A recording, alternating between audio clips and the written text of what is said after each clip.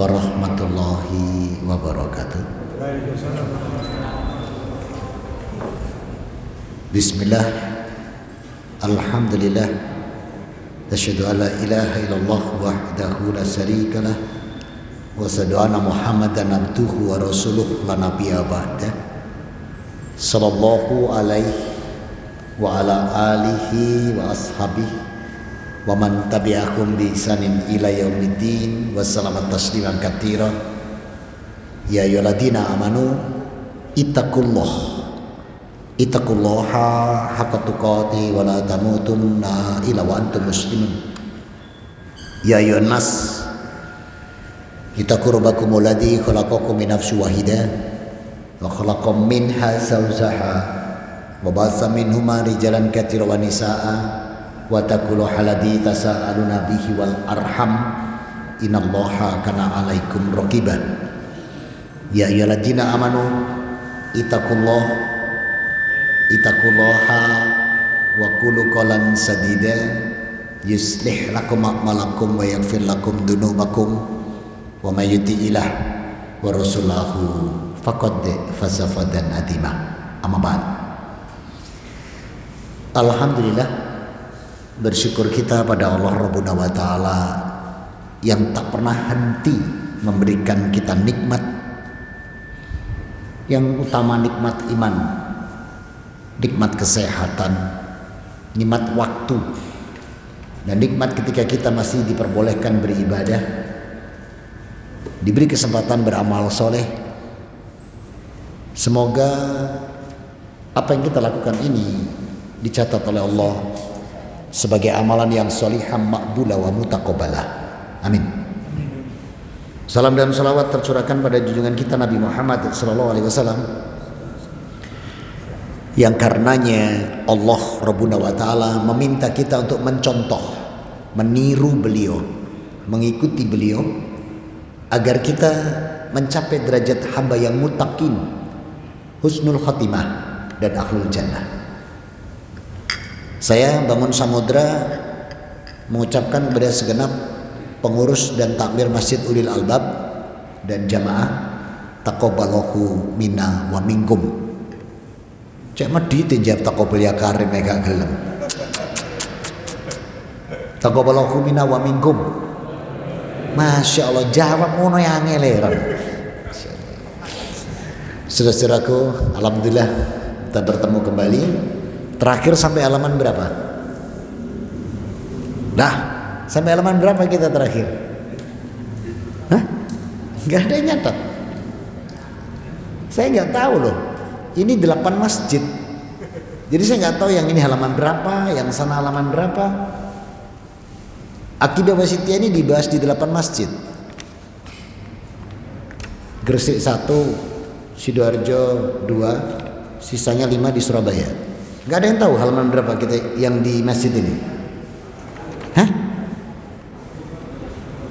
Hah? Berapa? 41.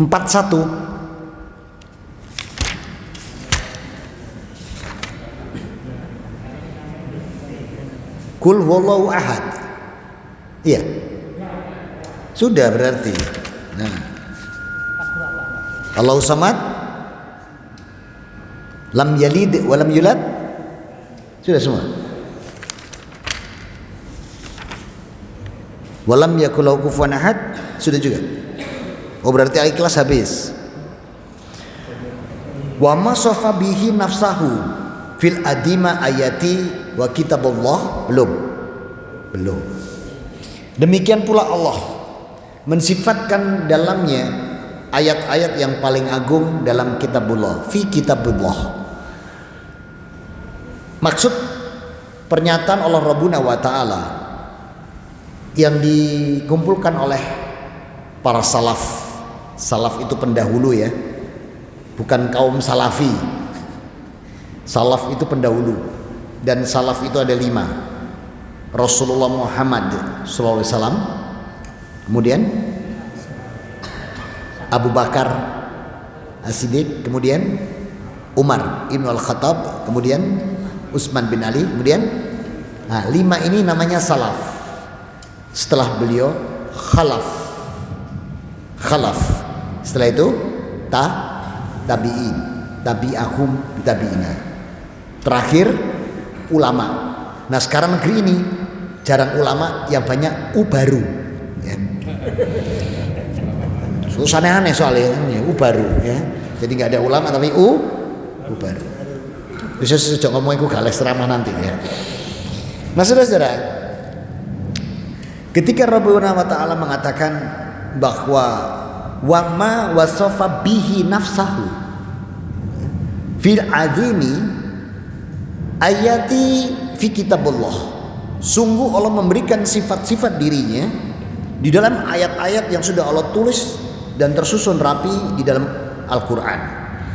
Maka maksud pernyataan ini adalah bahwasanya kaidah para salaf yang disebutkan sebelum-sebelumnya sampai kita bahas di surat Al-Ikhlas kemarin, maka dalil hadis yang disebutkan dalam Sahih Muslim nomor hadis 238, ya ayuhan nabi ayadri ayuha min ayatihi kitabillahi adima.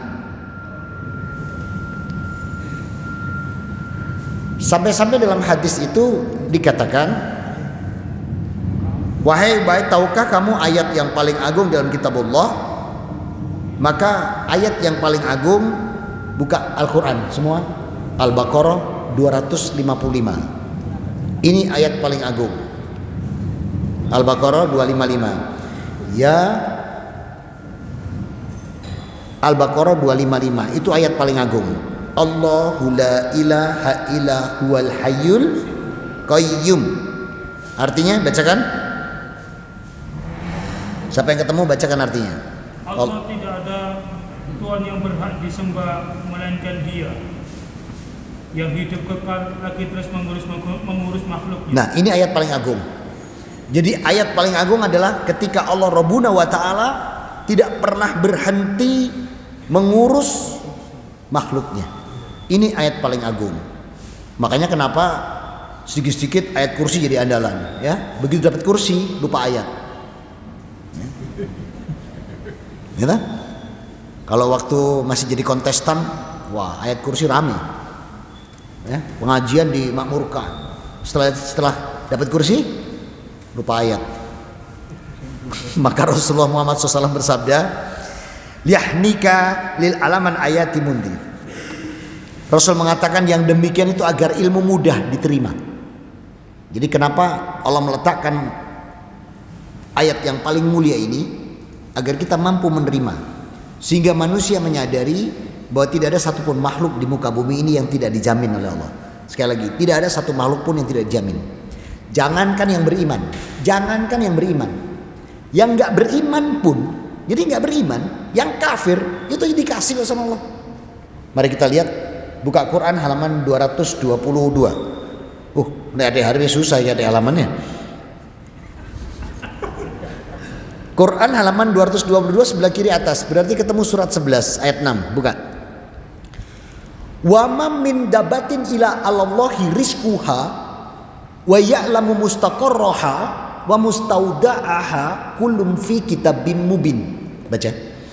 Dan tidak ada suatu binatang melata pun di bumi melainkan Allah yang memberi rezekinya, dan Dia mengetahui tempat berdiam binatang itu dan tempat penyimpanannya.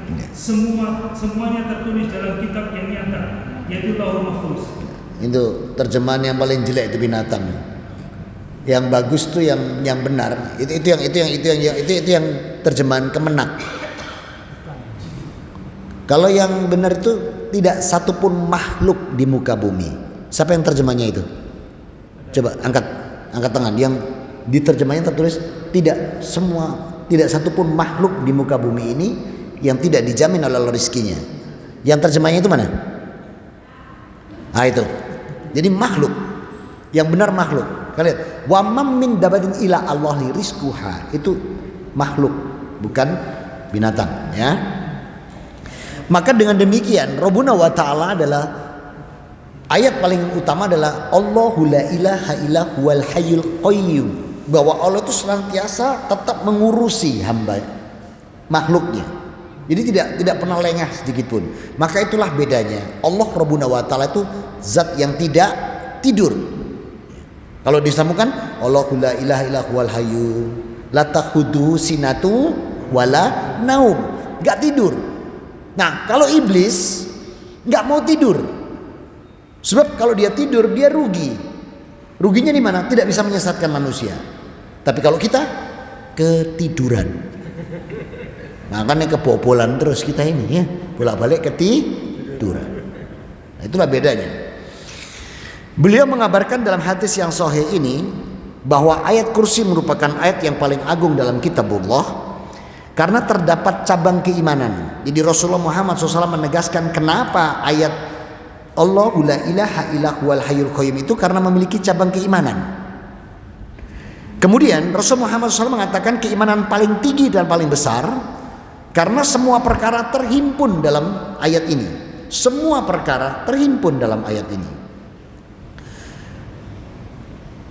Dan di dalam keimanan yang diletakkan oleh Allah di dalam ayat Al-Baqarah 255 ini, keimanan paling tinggi karena ada timbangan yang paling berat di sana.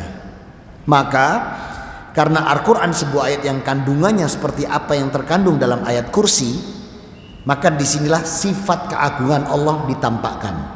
Jadi kalau kita ditanya ayat paling agung di mana letaknya? Al-Baqarah 255. Siapa yang mengatakan? Rasulullah Muhammad SAW. Mana buktinya? Buka Rawahu Muslim nomor hadis 810. Jadi Rasul mengatakan secara pribadi, dia mengatakan ayat paling utama. Dan ucapan Rasulullah tidak pernah dusta. Ucapan Rasulullah Muhammad SAW tidak pernah ngarang. Kenapa tidak pernah ngarang? Karena lisan beliau sudah disimpan ayat Allah. Dari mana kita tahu? Buka kitab Ulangan pasal 18 ayat 18. Gak duwe yang saya gak tahu kafir. Gak tahu kafir gak kira punya. Siapa yang bisa Google? Siapa yang bisa Google? Ketik kitab Ulangan pasal 18 ayat 18. Gak ada di sini. Ini ilmu tambahan buat antum. Ketik kitab Ulangan pasal 18 ayat 18. Ini Taurat. Rasulullah Muhammad SAW belum lahir. Allah sudah mengatakan ini kepada Nabi Musa. Saya bacakan, kalau saya salah tolong dikoreksi ya. Saya bacakan, kalau salah dikoreksi ya. Wahai Musa, seorang nabi akan aku bangkitkan di antara kalian di tengah-tengah kalian dari saudaramu sendiri. Sepertimu Musa, aku akan meletakkan firmanku di mulutnya dan dia akan mengatakan semua yang aku perintahkan. Betul? Atau dibacakan? Ya, bacakan biar persis. Seorang nabi akan kubangkitkan bagi mereka dari antara saudara mereka seperti engkau, yaitu Musa. Aku akan menaruh firmanku dalam mulutnya dan ia akan mengatakan kepada mereka segala yang kuperintahkan kepadanya. Jadi Rasulullah belum lahir, Rabbuna wa ta'ala sudah menyampaikan ini kepada Nabi Musa, bahwa Nabi besok tidak lagi dari garis Bani Israel, tapi dari saudaranya sendiri. Karena Nabi Ibrahim punya dua anak. Nabi Musa nazabnya Ishak alaihissalam. Rasulullah Muhammad SAW nazabnya Ismail alaihissalam. Sehingga ini makna Allah mengatakan diambil dari saudaramu sendiri. Kemudian Rabbuna wa ta'ala mengatakan sepertimu Musa. Apa makna kata sepertimu? Kata makna sepertimu itu berarti bertemu. Dan Nabi yang bertemu dengan Allah hanya dua. Buka Quran sampai sobek. Nabi yang bertemu Allah cuma dua. Al-Baqarah 51 sampai 56 itu akan bertemu Nabi Musa dengan Allah Rabbuna wa ta'ala di Gunung Kawi. Di mana? Oh, Sinai. Tak pikir pindah Nusantara. Gunung Kawi ya? Iya. Oh, Gunung Sinai. Nah, kemudian saat pertemuan di sana, Allah ulang lagi Nabi yang bertemu. Bisa kita lihat di surat 53 An-Najm mulai ayat 13 sampai 18. Wa abrahum sidratul muntaha. Jadi ketika Rasulullah bertemu dengan Allah di Sidratul Muntaha. Jadi Nabi yang bertemu Allah itu cuma dua. Hanya Nabi Musa alaihissalam dan Rasul Muhammad SAW. Nabi Adam sekalipun diciptakan di Firdaus tidak pernah bertemu Allah. Nabi Adam mendengar suara Allah. Nabi Isa alaihissalam mendengar suara Allah. Nabi Ibrahim mendengar. Semua mendengar tapi tidak bertemu. Yang bertemu dan mendengar hanya dua. Maka semua yang diucapkan Rasul Muhammad SAW, buka surat 53 ayat 3 dan 4. Surat 53 ayat 3 dan 4. Wama yantiku anil hawa in huwa ila wahyuyuha. Boleh dibaca terjemahnya? Ini kak tutuk mudun bener. Ini muga mudun dah ketemu. Ya.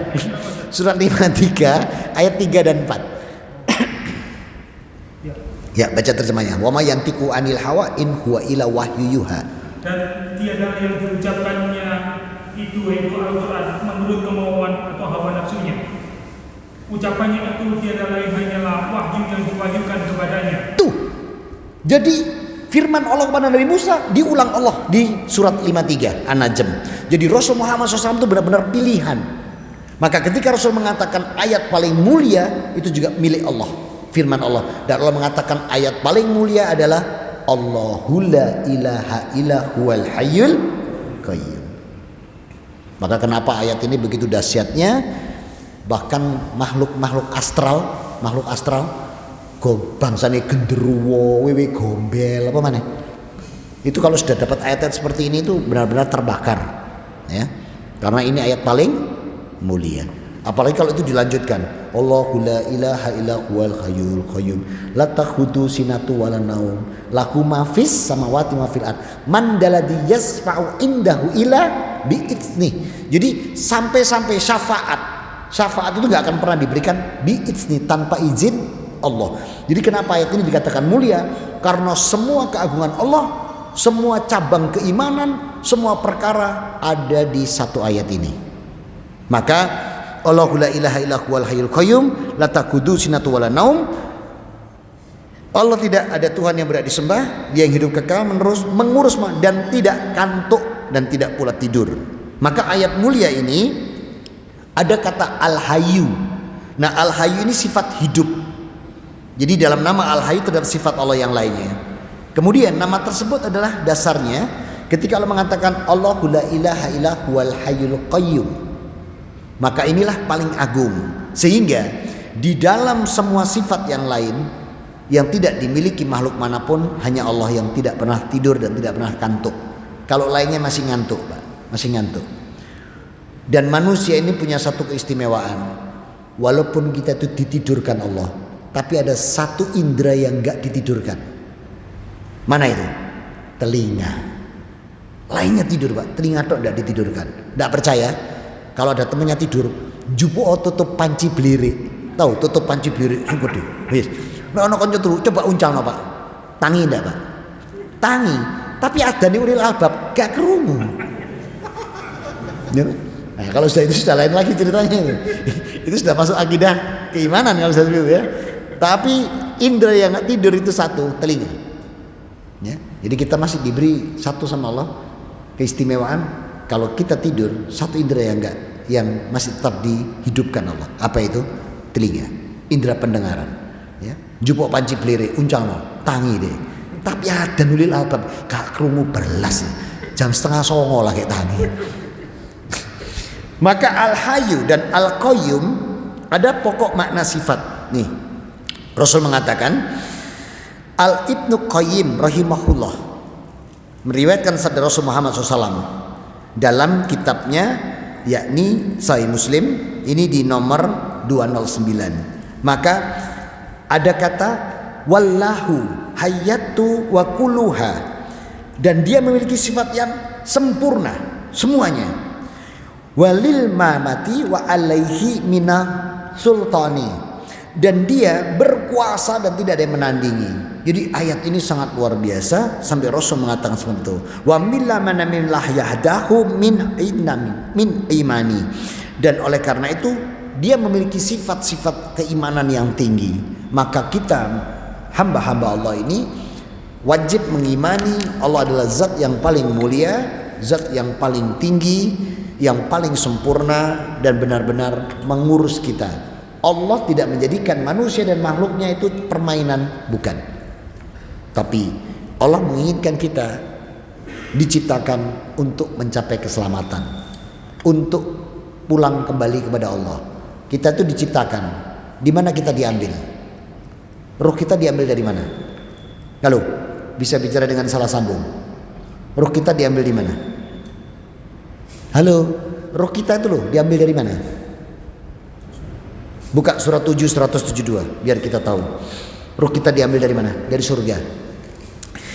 Wa id akhadha rabbuka min baini adam min zuhurihim zurriyatahum man ashhadahum ala anfusihim alastu bi rabbikum qalu bala sahidna an taqulu yaumal qiyamah inna kunna an hada ghafilin.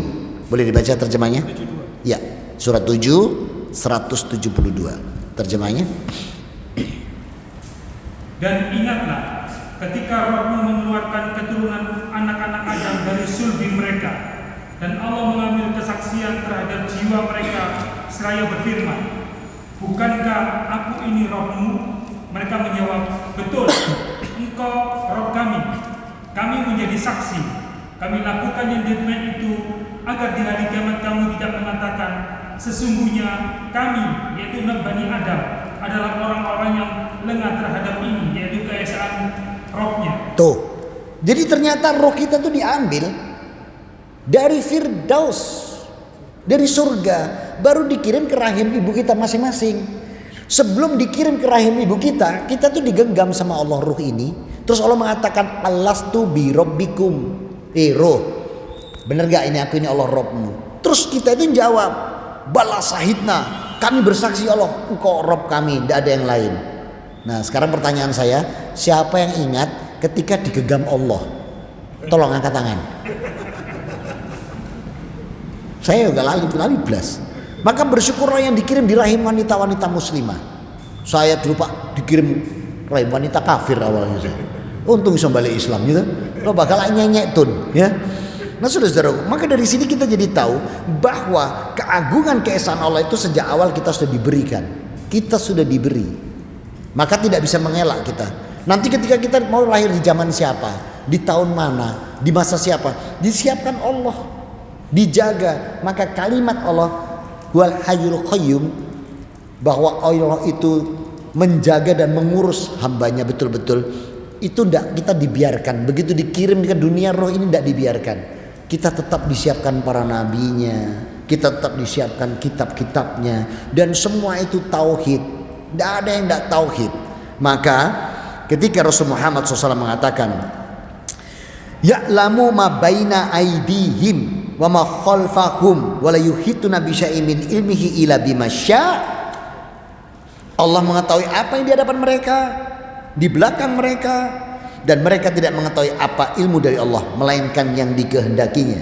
Maka dari sini Rabbuna wa ta'ala benar-benar dalam ayat ini menetapkan kekuasaan ilmunya, kemudian menjelaskan bahwa mereka tidak ada mengetahui ilmu dari Allah, kecuali yang diajarkan hanya mengenal malaikat, kitabnya, para nabinya, dan agama. Mengenal, cukup mengenal, tidak usah jelimet malaikat ini itu begini, tidak perlu. Rasul pun juga tidak pernah sampai sedetil itu. Kemudian la ilman lima ilam amantana, Al-Baqarah 32. Kami tidak mengetahui apa-apa selain engkau ajarkan kepada kami. Maka apa yang diajarkan Allah melalui Al-Quran, melalui Rasul Muhammad SAW sudah cukup sampai di situ. Jangan ditambahi, jangan dikurangi. Kenapa? Rasul tegaskan lagi dalam khutbah beliau saat haji beliau, haji wada. Buka surat 5 ayat 3. Rasul dalam khutbahnya mengambil ayat Allah, al-yauma akmaltu lakum dinakum wa atmamtu alaikum nikmati wa raditu lakumul islamah dina. Boleh dibaca terjemahnya? Pada hari ini telah kusempurnakan untuk kamu agamamu, dan telah kucukupkan kepadamu nikmatku, dan kuridhoi Islam itu jadi agama bagimu. Nah, kalau sudah Allah mengatakan bahwa amantu alaikum nikmati, ini sudah sempurna dunia akhirat. Perlu ditambahi nggak? Halo? Perlu dikurangi nggak? Maka jangan pernah nambahi urusan ibadah, jangan pernah nambahi urusan apapun, terutama bab ibadah, bab amaliyah. Ini yang kita bahas di dalam kitab ini. Rasul ingatkan betul, dan sabda Rasul sebelum wafat, tamastakum wa tadilu biha kitabullahi sunnati wa sunnatu khulafaur rasyidin.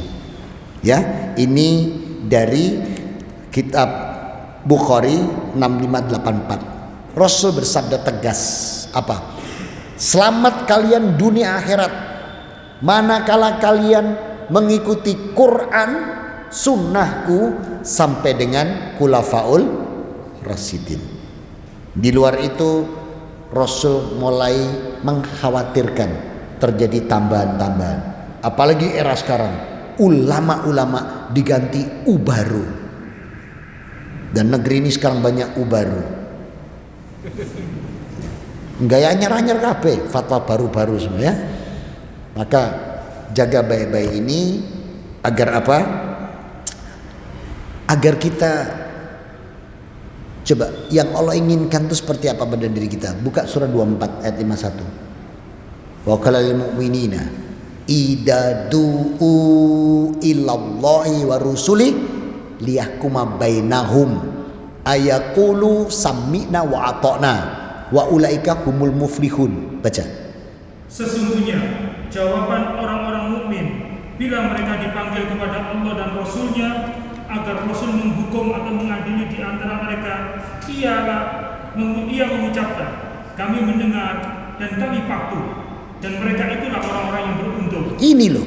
Jadi kalau sudah Rasul menetapkan semua perkara di muka bumi, perkara ibadah, perkara amaliyah, perkara muamalah, udah sami'na, jangan aneh-aneh. Itu kita selamat dunia akhirat. Dan Allah katakan ulaika humul muflihun. Ini loh orang-orang yang beruntung. Jadi jangan aneh-aneh. Iki mumpung kemis malam Jumat legi, ngono misalnya, gitu. Engko salat topeng pitulas. Coba kalau misalnya Rasulullah masih hidup, terus kita tanya, Rasul mau tanya Jumat legi, Jumat kliwon, Jumat wagi itu apa? Paling Rasul, itu jenis makanan apa? Ngono mungkin Rasulullah. Jadi jangan aneh-aneh gitu loh. Jangan aneh-aneh. Jangan pernah aneh-aneh. Kenapa? Kalau kita sampai menyimpang dari Rasul Muhammad SAW. Aduh. Buka surat 25. Ayat 27, 28, 29. Wa yauma ya'addu dzalimu ala yadai matakhuddu ma'a rasuli sabila. Itu 27-nya. Baca dulu. Dan ingatlah hari ketika itu orang yang zalim menggigit dua tangannya seraya berkata, aduhai kiranya dulu aku mengambil jalan bersama-sama Rasul. Tuh. Jadi besok di Padang Mahsyar akan ada orang yang mengucapkan ini. Ada orang yang mengucapkan celaka aku dulu waktu di dunia mengikuti yang punya Rasulullah, dan mereka semua gigit jari. Kenapa mereka semua gigit jari? Lihat 28-nya. Ya wailata laitani lam atakid fulanan khalila. Baca. Kecelakaan besar bagiku, kiranya aku dulu tidak menjadikan si fulan itu teman akrabku. Tuh, coba aku biar gak melok awakmu bro, ngono. Tiba nokon ngawur kabeh bro, nyanyi sing ndak cinta Rasul. Kabeh mbok ajar sing ndak karu-karuan. Lihat 29-nya.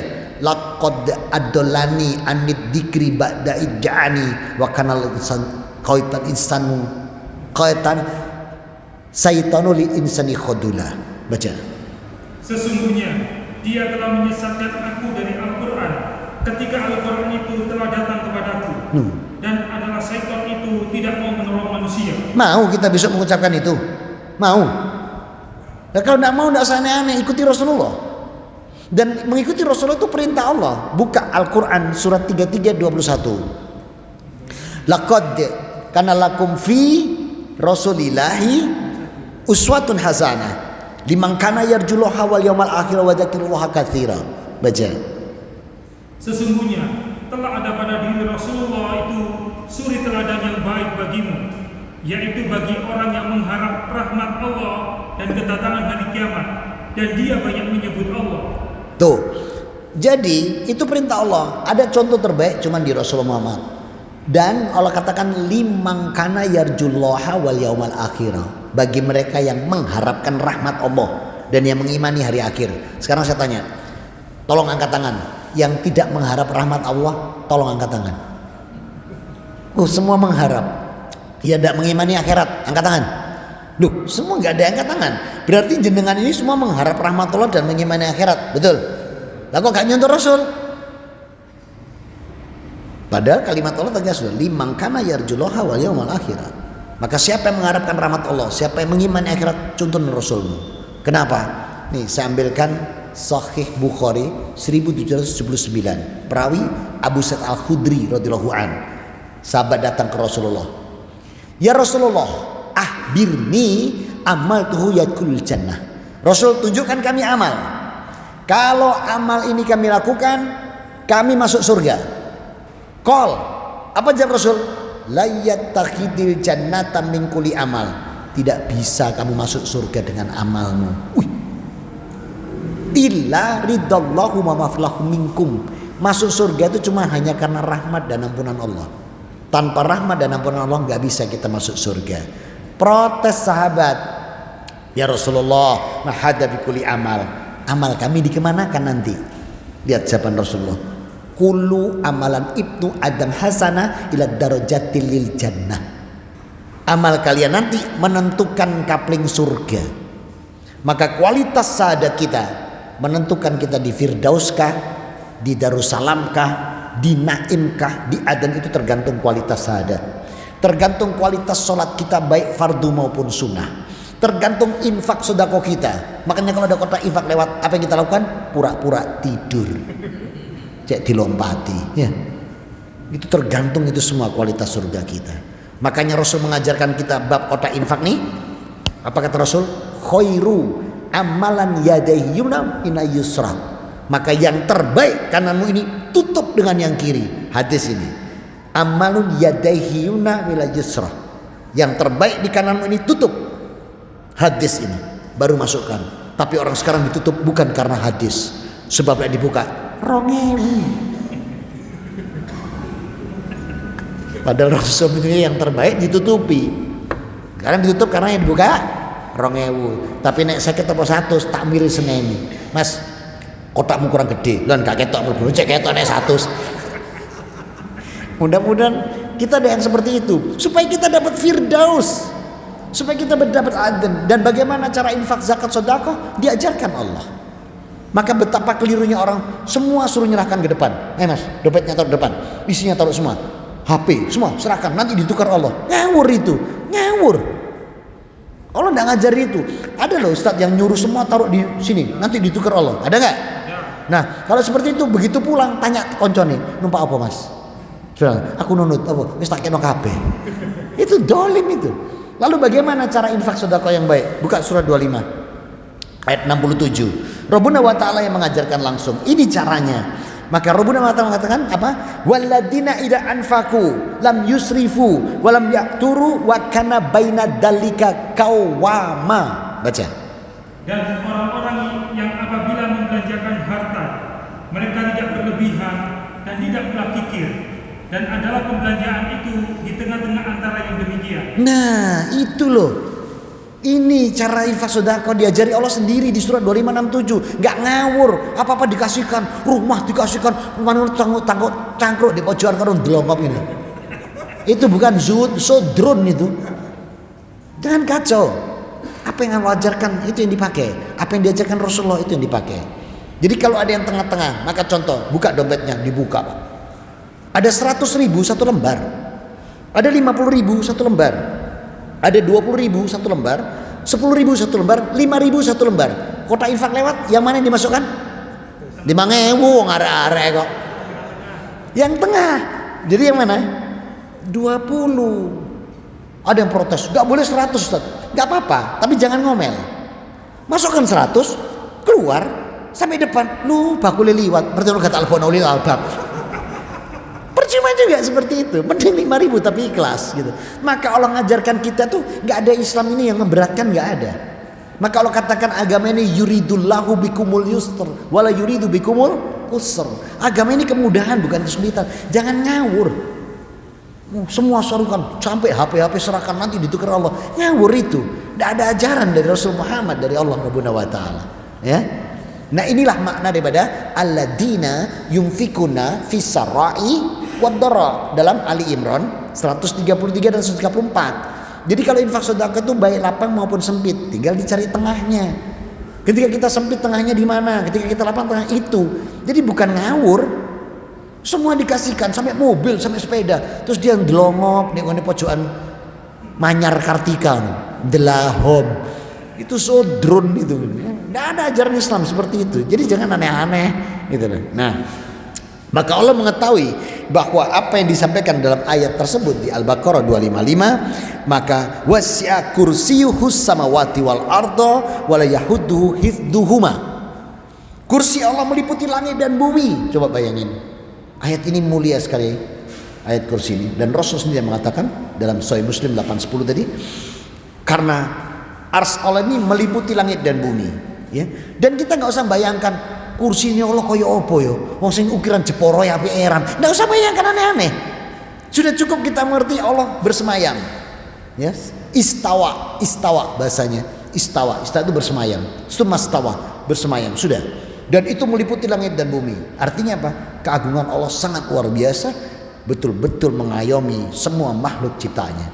Semua, baik yang hidup maupun makhluk yang diam. Batu pun semua dijaga oleh Allah. Nah, maka dalam ayat ini ada penetapan luasnya kursi Allah. Dan kursi yang disebutkan dalam Al-Quran dan As-Sunnah serta ijma' para salaf, dinukilkan dari sebagian mereka bahwa kursi Allah itu ilmu. Jadi jangan bayangkan kursi terus Allah duduk senden, ya, bisa reclining side. Jangan aneh-aneh, gitu loh. Jadi makna kursiuhus samawati wal ard itu ilmu Allah meliputi langit dan bumi. Ini memahaminya. Belajarlah memahaminya seperti apa yang dikatakan Rasul Muhammad SAW, ya. Dan Rasul pun belajarnya dari malaikat Jibril, ya. Maka Rabbuna wa ta'ala meliputi ilmunya segalanya. Ini Allah ulang lagi. Ayat ini diulang lagi oleh Allah di surat 40. Buka surat 40. Jadi Allah masih mengulang lagi ayat ini di surat 40 di ayat yang ke-7. Maka Rabbuna wa ta'ala di surat 40 yang ke-7 ini, Rabbuna wa ta'ala berfirman dengan tegas di sini bahwa Allah mengulang lagi. Lihat, alladzina ya'milunal ars. Lihat, ars wa man haulahu yusabbihuha bihamdi rabbihim wa yu'mina bihi wa yastaghfiruha illadzina. Baca. 7. 40 ayat 7.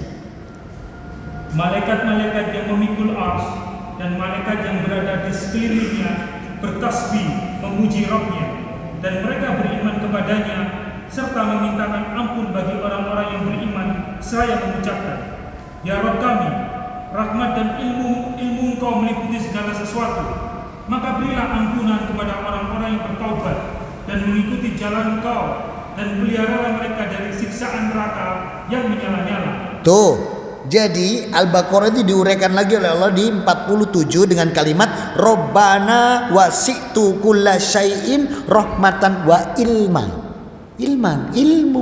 Jadi makna kursi samawati wal ardh adalah ilmu Allah meliputi seluruh alam semesta.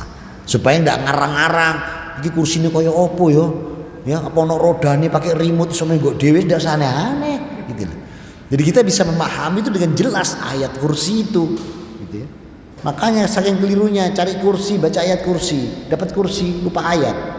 Ya. Begitu dapat kursi lupa ayat, rakyat dibujuki tok. Oh ini di negeri anta beranta Pak, oh di sini enggak. Maksudnya enggak beda ngono loh.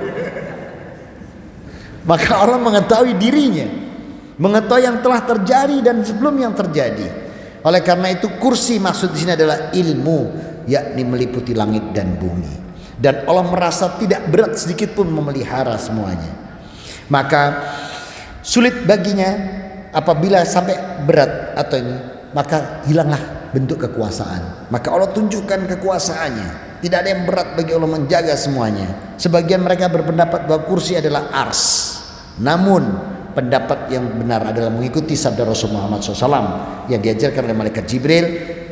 Artinya itu adalah ilmu Allah meliputi semua alam semesta. Maka dalam ayat tersebut ada penetapan kekuasaan Allah, Karena disebutkan sana luasnya samawati wal ard, seluas langit dan bumi. Catat baik-baik, kita nanti masuk ke halaman 52 berikutnya. Ini kita diskusi. Soalnya kalau enggak nanti enggak ada diskusi sampai adzan, saya diprotes lagi. Mana kok enggak ada diskusi? Katanya ada diskusi, ya. Nah, jadi besok masuk di Wal Aliyul Adzim, ya. Dan Allah Maha Tinggi, Maha Besar. Masuk ke sana, ya. Atau itu kita selesaikan? Enggak, sampai situ aja dah. Ada yang mau ditanyakan? Ada sebelum adzan atau mau nambah materi? Silakan duduk sini. Saya tak ganti duduk bawah. Ya. Di gereja itu apakah ada puji-pujian? Di gereja. Iya, gereja Indonesia maupun di gereja Vatikan. Di gereja Indonesia maupun Vatikan apakah ada puji-pujian? Iya. Ada. Namanya jubilate. Sama dengan nyanyian. Sama dengan nyanyian. Namanya jubilate. Ya, jubilate. Kok ro ngewantan wong kono. Ya. Jubilate. Ya, ada lagi? Ada apa? Ada. Dan itu gak diajarkan Nabi Isa, ya. Saya ulang. Ada jubilate itu tidak diajarkan Nabi Isa. Nah, saya harus menegaskan. Iku ajaran sapa? Paulus. Paulus. Arek dinoyo. Oh, itu roti Paulus lain. Ya. Salam warahmatullah. Kenapa sifat Allah disebut dengan zat? Baik. Kenapa sifat Allah disebut dengan zat? Manusia diberi ilmu bahwa zat itu wujud. Ada. Tidak ada satupun zat yang tidak berwujud. Saya mau nanya, ada nggak zat yang nggak berwujud? Nggak ada. Makanya Allah gunakan kata zat supaya tertanam pada manusia bahwa Allah itu wujud, ada, al-wujud. Jadi nggak, kok ya apa Allah enggak? Walaupun Allah mengatakan menggenggam, kita tidak usah bayangkan oh ya apa tangannya. Nah, terus Allah katakan wa absarahum minal sak, surat Al-Qasas. Allah tunjukkan betis. Gak usah bayang no betisnya koyo kenare, apa ken dodes, apa ken narton, ndak usah. Itu kiasan saja. Hanya Allah menunjukkan bahwa Allah itu zat, artinya wujud. Tayyib? Ada lagi? Jadi Allah menampakkan betis, Allah menggenggam, Allah itu semua itu jangan dibayangkan ada tangan, ada bisa. Tapi Allah itu zat, artinya wujud, ada. Bukan abstrak, bukan abstrak. Ada lagi? Dikai dialog, karena yang takon. Gak dikai dialog, aku diprotes, cari nono diskusi. Malu. Pakai surat. Kertas boleh. Tuh, Aki, ada yang mau tanya?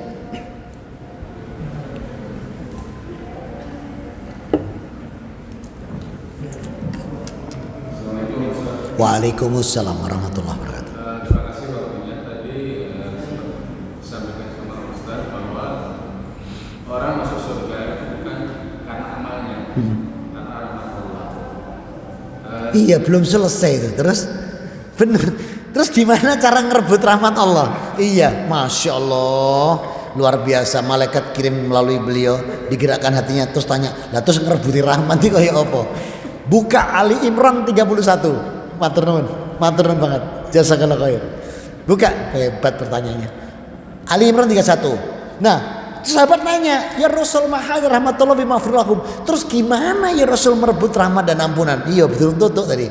Maka Rasul membacakan firman Allah di Ali Imran 31. Saat itu diturunkan itu.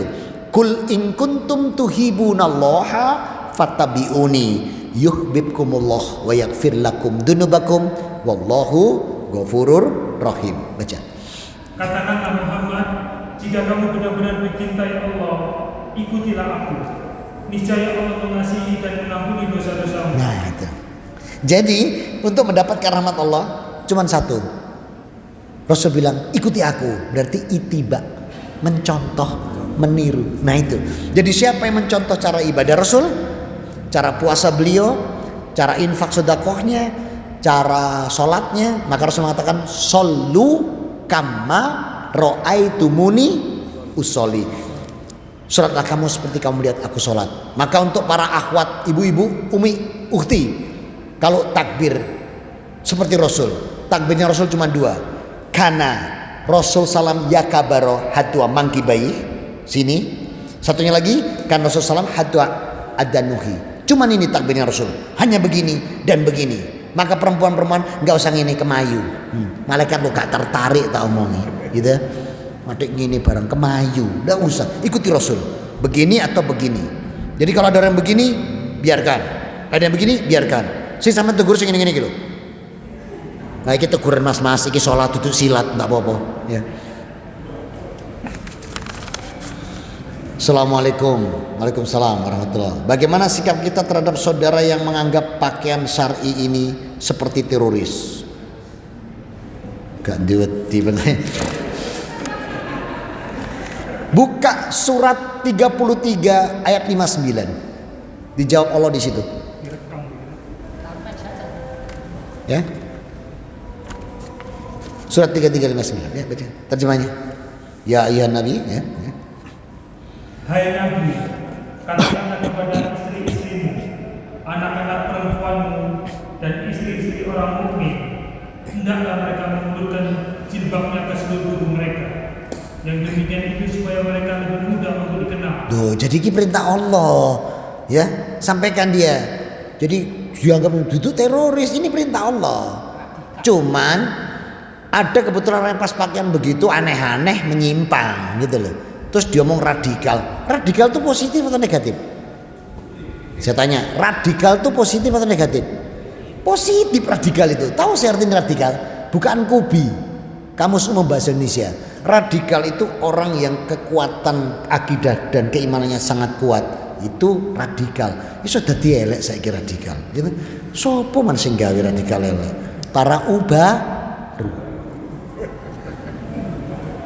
Sekarang nggak ada ulama ya baru kabeh. Aneh. Ada lagi? Terjawab ya? Masih ada? Ya, tafadhol. Boleh mic-nya di estafet. Kasihkan Bapak, kasihkan sebelah sana. Bantu ke sana. Nah.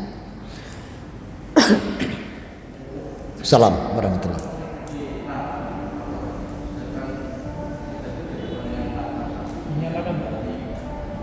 Dinyalakan biar saya dengar. Ya. Patokan. Taib, ada Syafi'i, ada Maliki, ada Hanafi, ya. Yang mana? Ya. Empat-empatnya boleh, ya. Pakai empat-empatnya boleh, tapi jangan pelin-pelan. Wayah iki, melo iki. Wayah ini itu tidak suka Allah. Itu tidak suka. Jadi itu golek enak ya, buka 49 dulu, 49 15 biar kita tahu. Jadi dasarnya Rasul mengatakan ada di 49 15. Innamal mu'minal ladina amanu billahi wa rusuli tsumma lam yartabu. Lihat, tsumma lam yartabu. Baca. Sesungguhnya orang-orang yang beriman itu hanyalah orang-orang yang percaya atau beriman kepada Allah dan Rasulnya. Kemudian mereka tidak ragu-ragu. Nah, sumalam yartabu, tidak ragu-ragu. Jadi kalau antum sudah di Imam Syafi'i, ya sudah, nggak usah ragu-ragu, ikuti beliau. Ini aman. Di Maliki, ikuti Imam Maliki, aman. Di Imam Malik, ikuti Imam Malik. Di Imam Ahmad, ikuti, itu aman. Yang Allah nggak suka itu yang gini. Iki sing posone budale keri sapa? Wono, ngene Maliki melok kono. Waya kate buku tenten, sing riyo sik sapa? Ngapi daun itu paling benci Allah itu loh. Ya. Jadi yang Allah suka itu kalau antum Maliki sudah Maliki. Ya. Nah, cuman khusus untuk yang Imam Syafi'i ketika tawaf dan berhaji memang disuruh pindah ke Maliki atau ke Hanafi. Kenapa? Sebab kalau enggak selesai. Tawaf kesenggol, Mas aku kesenggol, wudu maneh. Balik mana? Mas aku kesenggol wudu mana? Iku konco-konco wis nang ngene apa? Sudah masuk hotel, iki durung mari bolak-balik wudu. Yang bahaya, iki wis mulai nang Indonesia, iki jek wudu tok gak mari-mari itu. Nah, maka yakinkan kalau sudah satu-satu yang mana itu yang Allah suka, ya. Wis entek waktu nih.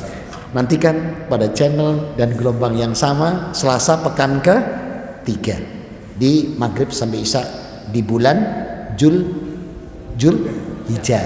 Ini sekarang Dzulqa'dah. Tanggal berapa sekarang? Wah, wis dihafalno iki mau. Gua mesti takokno biasa ngono. Mudah-mudahan bisa bermanfaat.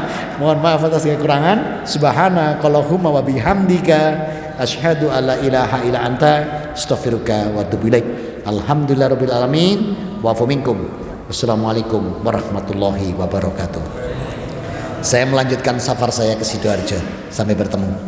Isaknya sudah saya ambil tadi.